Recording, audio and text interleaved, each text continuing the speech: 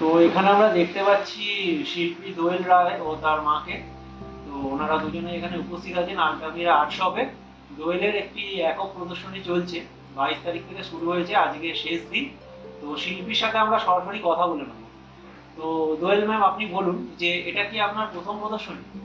এটা আমার প্রথম একক প্রদর্শনী। এর আগে আমি দুটো শো করেছি। আমরা আর্টিস্ট অফ বেঙ্গলে বেঙ্গলও আছে, সেখানে যতীন চৌধুরী সেন্টার অফ আর্টে অনেক শো করেওছি চারুবাসনাতে। আর এখানে প্রথমবার আমার সোলো এক্সিবিশন হচ্ছে। এর আগে আলতামিরা আর্ট গ্যালারিতেও কাজ দিয়েছি। আচ্ছা। সেখান থেকে এখানে এখন আমি প্রথমবার সোলো এক্সিবিশন করছি। ভালো লাগছে এখানে প্রথমবার প্রদর্শনী করতে পেরে, নতুন একটা অভিজ্ঞতা, খুবই ভালো লাগছে। এখানে আমরা দেখতে পাচ্ছি আপনার বিভিন্ন ধরনের বিভিন্ন চিন্তা ভাবনার কাজ রয়েছে। তো আপনার আঁকা শুরু ঠিক কোন জায়গা থেকে? আমার আঁকা বলতে গেলে আমি তো সত্যি কথা শিল্প পরিবারে জন্মেছি। আমার মাও শিল্পী, আমার মা চন্দ্রিমা রায়, আর আমার বাবাও ভাস্কর্য করে শ্যামল রায়। এই শিল্প পরিবারে আমার বেড়ে ওঠা, তো শিল্পর সাথে বেড়ে উঠেছি এবং শিল্পীদের সঙ্গে, অনেক শিল্পীদের সঙ্গে মিশেছি, তাদের কাজ দেখেছি। তো সেটা ছোটবেলায় সেই সংস্পর্শে রয়েছি।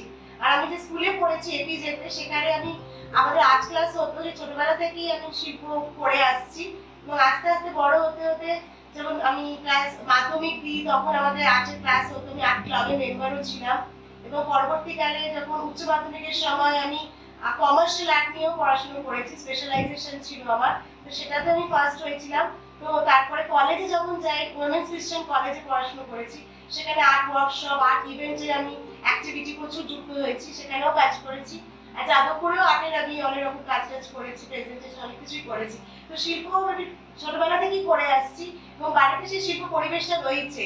তো তখনই আমি ছোট রং পেন্সিল নিয়ে রাখতে বসে যেতাম মায়ের সাথে, পাশাপাশি মা যখন ঘরে ছবি আঁকে সে পাশেই বসে করতাম। এবং সে একটু একটু করে করতে করতে আজকে একটা পরিণত জায়গায় আমি ভাবনা চিন্তা এগিয়ে নিয়ে যাচ্ছি আমার। তো আপনি তো বললেন, আপনার সঙ্গে আলাপচারিতায় আমরা যেটা জানতে পারলাম যে আপনার অনুপ্রেরণার কেন্দ্রবিন্দু হচ্ছে আপনার জননী। তো ওই যাই হোক, জননী গর্ভধারিণী, এবং বলা যেতে পারে এক প্রকার উনি রত্নগর্ভ। তো তার মুখ থেকে শুনে নেব আপনাকে এই স্থানে দেখতে পেয়ে তার কি অভিব্যক্তি। আমার মেয়ে যখন ছোটবেলায় যখন স্কুলে যেত, তখন থেকে ওর একটা প্যাশন ছিল যে কালারিং করা। তো আমি যখন ছবি আঁকতাম সেই সময়তে ও কালার নিয়ে সব প্যাস্টেল কালারটা খুব খুব ফেভারিট ছিল। তো বিভিন্ন প্যাস্টেল কালার আমি ওকে কিনে দিতাম, মোম রং যাকে বলে, সেইটা নিয়েও বসে পড়তো। প্রচুর ভ্যারাইটিস মোম রং আমি ওকে দিতাম। তো ওটা যখন কালার দিত, তখন ওর মধ্যে একটা প্যাশন কাজ করতো। ওটা কমপ্লিট না করে উঠতো না, পুরো কমপ্লিট করে তারপরে ও যেত। আর তারপরে আমি যখন ছবি আঁকতাম সেটা পুরো ও অবজার্ভ করতো। এই যে অবজারভেশনটা স্টিল ওর রয়ে গেছে। মানে আমি এখনো যখন ছবি আঁকি, তখনও ওর মানে সেই মানে মানে অবজার্ভ করে যে মা কিভাবে কালার করছে বা কিভাবে প্রেজেন্টেশনটা করছে, সেটা এখনো অবজার্ভ করে। শুধু তাই নয়, ও বিভিন্ন জায়গা যখন ও দেখে, ধরো গাছে কোনো সিনারি বা কোনো বাইরে ঘুরতে যায় বা কোনো মন্দির, সেখান থেকে ও নিজে সার্চিং করে, সেটা ও নিজের থেকে এসেছে। হয়তো দেখেছে যে মারও ভালো লাগে, সেই ভালো লাগা একসাথে মিলেমিশে কোথায় একাকার হয়ে গেছে। তো সেইটা ওর মধ্যেও প্রভাব পড়েছে। সেই জন্য ও সেইটা সুরটা ও ছবির মধ্যে রূপ দেয়। এইভাবেই ও চলছে জিনিসটা। কিন্তু এখন আমি দেখছি যে ওর চেঞ্জ আসছে কাজের মধ্যে। আগে যেরকম একটা মানে শুধু কালার, শুধু এরকম একটা দেখা যেত, এখন ওটা একটু ডিফারেন্ট ওয়েতে ও ভাবছে। মানে কম্পোজিশনের ওটা একটু ডেভেলপ হচ্ছে, যেটা আমার চোখে ধরা পড়ছে। আর মৌলিকতা আসছে, যেটা আগে মানে ও হয়তো অতটা বুঝতো না, না বুঝেই করেছে। এখন কিন্তু নিজেই বুঝতে পারে, আমাকেই বলে মা এই ছবিটা কিন্তু ওই ছবির থেকে অনেক বেশি ভালো। তার মানে কি, ওর ভালো খারাপ মানে বোঝার সেন্সটা মানে অটোমেটিক্যালি দেখতে দেখতে তৈরি হয়ে গেছে। এটা একটা খুব বড়। ছোটবেলা থেকে বিভিন্ন আর্ট গ্যালারিতে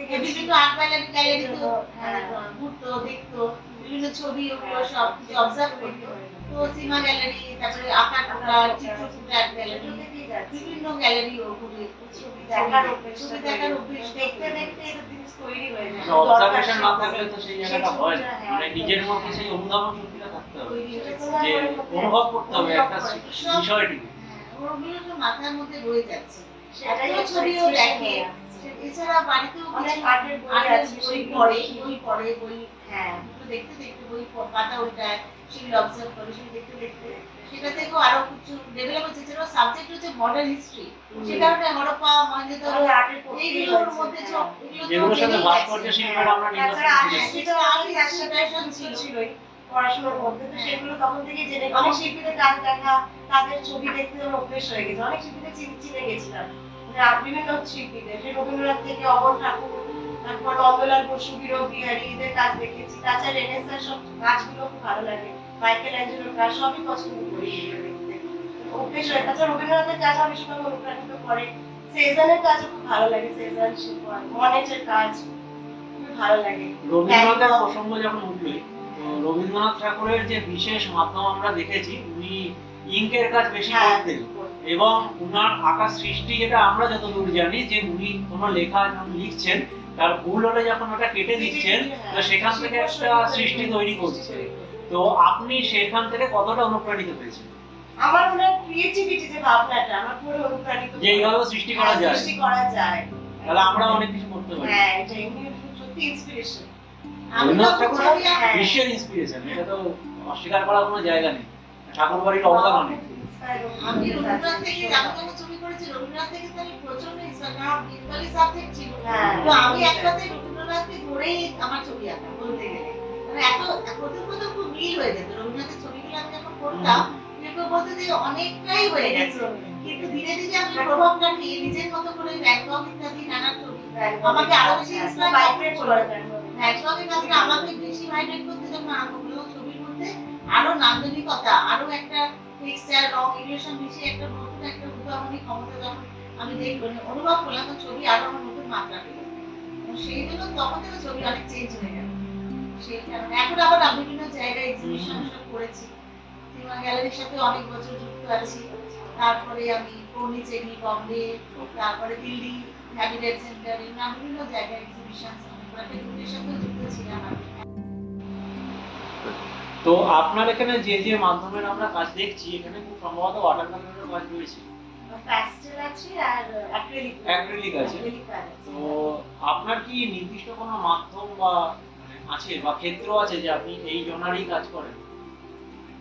প্যাস্টেলটা করে থাকি, অ্যাক্রিলিকটা তো বেশি করছি আসলে, ওই জন্যটাই বেশি ধরে নিয়েছি। মানে আপনার হ্যাঁ ফেভারিট কোনটা যদি আমরা কিছু বলি? দুটোই ভালো লাগে, তবে এখন অ্যাক্রিলিকটা একটু বেশি ভালো লাগছে করতে। এই মুহূর্তে অ্যাক্রিলিকটাই করছি। আর এখানে আপনার যে আঁকার মাধ্যম, মানে ম্যাক্সিমাম বিষয়ের মধ্যে আমরা দেখছি যে বিমূর্ত শিল্পের একটা আধিক্য রয়েছে, মানে অ্যাবস্ট্রাক্ট বলি। তো কি চিন্তা ভাবনা থেকে আপনার এই বিমূর্ত শিল্পের দিকে ঝোঁকটা এসেছে? প্রকৃতির উপর কাজও আছে, যেটা আমাকে মানে প্রকৃতিতে যে বিভিন্ন জায়গায় বেড়াতে গেছি সেগুলো আমাকে খুব মানে অনুপ্রাণিত করেছে। রিসেন্টলি বীরভূমে গেছিলাম, শান্তিনিকেতন ঘুরে এসেছি।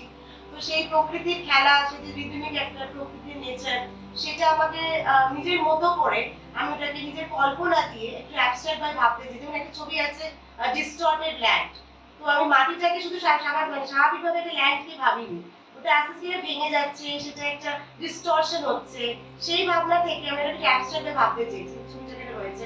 তাছাড়া স্টিল লাইফও দিয়েছি।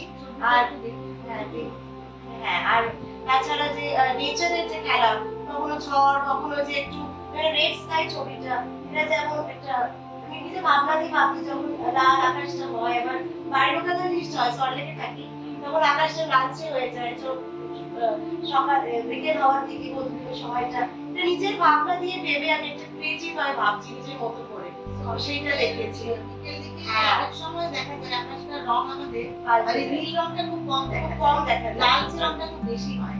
হ্যাঁ, আর কখনো কখনো কালো হয়ে যায়। হ্যাঁ, ডার্কের দিকে ছবিটা বেশি দেখা যাচ্ছে। আমি এগ্রিকালচার এরিয়াতে এভাবে করেছি, আমি ডার্ক ভাবে ভেবেছি। তো আগামী দিনে আপনার ভাবনা চিন্তা কি? হ্যাঁ, ওইভাবে ভাবো। আগামী দিনে আপনার ভাবনা চিন্তা?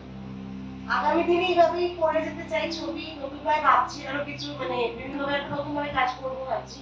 যেমন পোর্ট্রেট করছি এখন, ফিগার, এগুলো নিয়ে ভাবছি এখন, দেখা যাক নেচারটাও করি তার সাথে। আপনি মিশ্র মাধ্যমে কাজ করতে বেশি ভালোবাসেন? হ্যাঁ, ইচ্ছে আছে, দেখছি। তো বাংলা শিল্পকলার প্রতি আপনার ঝোঁক কত? বাংলা শিল্পকলার অনুপ্রাণিত করে, যেমন যামিনী রায়, যামিনী রায়, বাংলার আলপনা, কালিদাস পটচিত্র ভালো একদম, লাগে। মানে যেগুলো আস্তে আস্তে অবলুপ্তির পথে।